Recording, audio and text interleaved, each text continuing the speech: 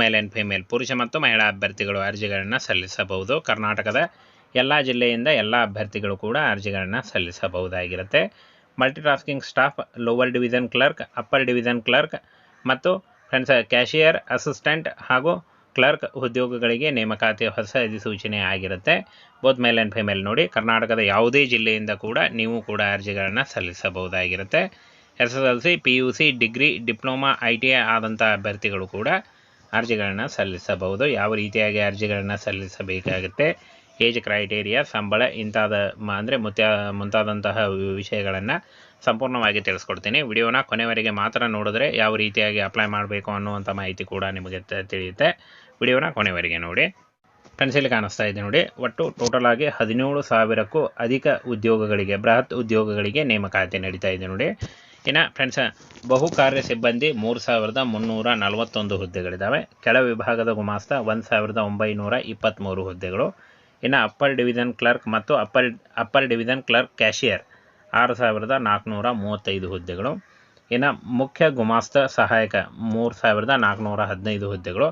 ಸಾಮಾಜಿಕ ಭದ್ರತಾ ಅಧಿಕಾರಿ, ಮ್ಯಾನೇಜರ್ ಗ್ರೇಡ್ 2 ಸೂಪ್ರಿಟೆಂಡೆಂಟ್ ಈ 2,596 ಹುದ್ದೆಗಳಿಗೆ ನೇಮಕಾತಿ ನಡೀತಾ ಇದೆ ನೋಡಿ. ಇಷ್ಟೊಂದು ಹುದ್ದೆಗಳಿದ್ದಾವೆ. ಈ ಒಂದು ಹುದ್ದೆಗಳಿಗೆ ಆಯ್ಕೆ ಮಾಡಿಕೊಂಡು ನೀವು ಅರ್ಜಿಗಳನ್ನು ಸಲ್ಲಿಸಬಹುದು. ಹಾಗೆ ಒಬ್ಬ ಅಭ್ಯರ್ಥಿ ಒಂದೇ ಹುದ್ದೆಗೆ ಮಾತ್ರ ಅರ್ಜಿಗಳನ್ನು ಸಲ್ಲಿಸಬಹುದಾಗಿರುತ್ತೆ. ಇನ್ನು ಫ್ರೆಂಡ್ಸ್, ಡಿಗ್ರಿಯಲ್ಲಿ ಫೈನಲ್ ಇಯರ್ ಓದ್ತಾ ಇರುವಂಥ ಅಭ್ಯರ್ಥಿಗಳು ಕೂಡ ಆನ್ಲೈನ್ ಮೂಲಕ ಅಫಿಷಿಯಲ್ ವೆಬ್ಸೈಟ್ಗೆ ಹೋಗಿ ನೀವು ಅರ್ಜಿಗಳನ್ನು ಸಲ್ಲಿಸಬಹುದಾಗಿರುತ್ತೆ. ಆನ್ಲೈನ್ ಅರ್ಜಿಗಳನ್ನು ಸಲ್ಲಿಸಬೇಕು ನೋಡಿ. SSLC, PUC, ಡಿಗ್ರಿ ಮಾಡಿದಂಥ ಅಭ್ಯರ್ಥಿಗಳು ಅರ್ಜಿಗಳನ್ನು ಸಲ್ಲಿಸಬಹುದು. ಇನ್ನು ನೋಡಿ, ಇಲ್ಲಿ ಯಾವ ಒಂದು ಹುದ್ದೆಗೆ ಯಾವ ಅರ್ಹತೆ ಅಂತ ನೋಡೋದಾದರೆ, ಬಹು ಕಾರ್ಯ ಸಿಬ್ಬಂದಿ ಮಲ್ಟಿಟಾಸ್ಕಿಂಗ್ ಸ್ಟಾಫ್ SSLC ಕೇಳಿದ್ದಾರೆ. ಕೆಳ ವಿಭಾಗದ ಗುಮಾಸ್ತ ಡಿಗ್ರಿ ಅಥವಾ PUC. ಅಪ್ಪರ್ ಡಿವಿಷನ್ ಕ್ಲರ್ಕ್ ಮತ್ತು ಅಪ್ಪರ್ ಡಿವಿಷನ್ ಕ್ಲರ್ಕ್ ಕ್ಯಾಶಿಯರ್ ಪದವಿ ಎನಿ ಡಿಗ್ರಿ ಕೇಳಿದ್ದಾರೆ.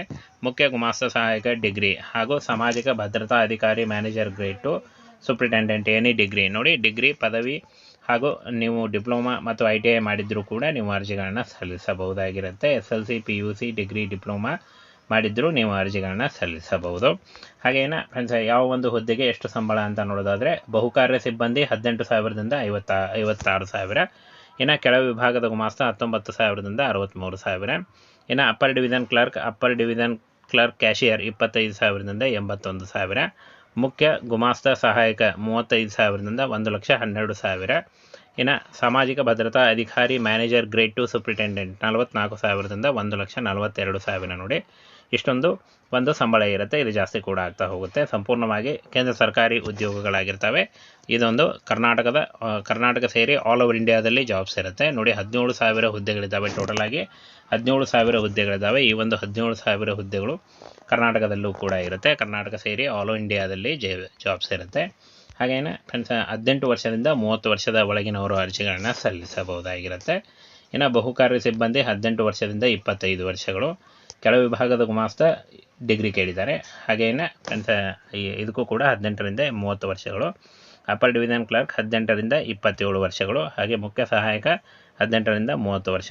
ಇನ್ನು ಸಾಮಾಜಿಕ ಭದ್ರತಾ ಅಧಿಕಾರಿ ಮತ್ತು ಮ್ಯಾನೇಜರ್ ಗ್ರೇಡ್ 2 ಸೂಪ್ರಿಟೆಂಡೆಂಟ್ 30 ವರ್ಷ ಆದಂಥ ಅಭ್ಯರ್ಥಿಗಳು ಅರ್ಜಿಗಳನ್ನು ಸಲ್ಲಿಸಬಹುದು. ಏನ ಫ್ರೆಂಡ್ಸ್, ಇಲ್ಲಿ ನೋಡಿ, ಉದ್ಯೋಗಿಗಳ ರಾಜ್ಯ ವಿಮಾ ನಿಗಮ ನೋಡಿ, ಸಂಪೂರ್ಣವಾಗಿ ಗೌರ್ಮೆಂಟ್ ಒಂದು ಹಾಸ್ಪಿಟಲಲ್ಲಿ ನೇಮಕಾತಿ ಆಗುತ್ತೆ ನೋಡಿ. ಒಟ್ಟು ಹುದ್ದೆಗಳ ಸಂಖ್ಯೆ 17,710 ಹುದ್ದೆಗಳಿದ್ದಾವೆ. ಇಲ್ಲಿ ನೋಡಿ, ಸಂಬಳ 18,000ದಿಂದ 1,42,000. ಉದ್ಯೋಗ ಸ್ಥಳ ಕರ್ನಾಟಕ ಸೇರಿ ಆಲ್ ಓವರ್ ಇಂಡಿಯಾದಲ್ಲಿ ಜಾಬ್ಸ್ ಇರುತ್ತೆ. ಫ್ರೆಂಡ್ಸ್, 10,000ಕ್ಕೂ ಅಧಿಕ ಉದ್ಯೋಗಗಳು ಕರ್ನಾಟಕದಲ್ಲೇ ಇದೆ. ಹಾಗೆ ಇನ್ನು ಅಪ್ಲೈ ಮಾಡೋ ಆನ್ಲೈನ್ ಮೂಲಕ ಇಲ್ಲಿ ನೋಡಿ, ಈ ಒಂದು ಅಫಿಷಿಯಲ್ ವೆಬ್ಸೈಟಿಗೆ ಹೋಗಿ ನೀವು ಅರ್ಜಿಗಳನ್ನು ಸಲ್ಲಿಸಬಹುದಾಗಿರುತ್ತೆ.